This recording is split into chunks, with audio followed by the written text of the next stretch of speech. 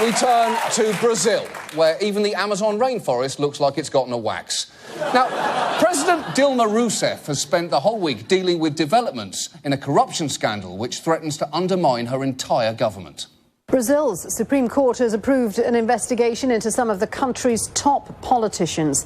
They're accused of taking bribes in exchange for lucrative oil contracts from the state-run oil company Petrobras. Now, when they say taking bribes, this isn't your standard $5 in an envelope left under a bench. Because Brazil's largest construction and engineering firms allegedly paid at least $800 million in bribes and other funds to secure contracts. $800 million! You'd need an amazing construction firm just to build a bench large enough to hide that bribe underneath. More than 30 members of Rousseff's ruling coalition are under investigation, so she took to the airwaves this week to try and calm people down. You have every right to get irritated and be worried, but I ask for patience and understanding because this situation is transitory. Is it?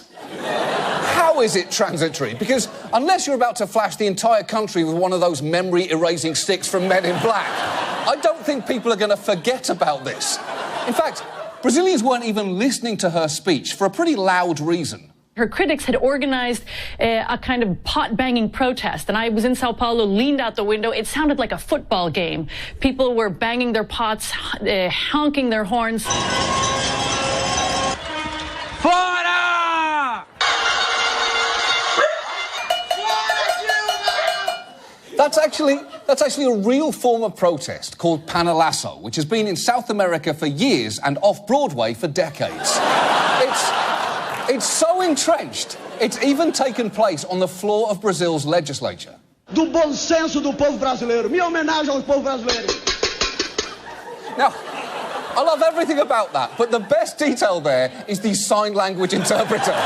Even he is banging invisible pots in disgust.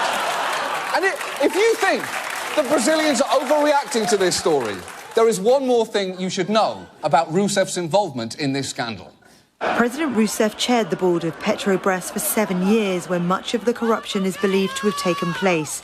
She's been cleared of any involvement in the scheme. How has she been cleared? She chaired the board of Petrobras while the bribes were... There's only one way to handle this.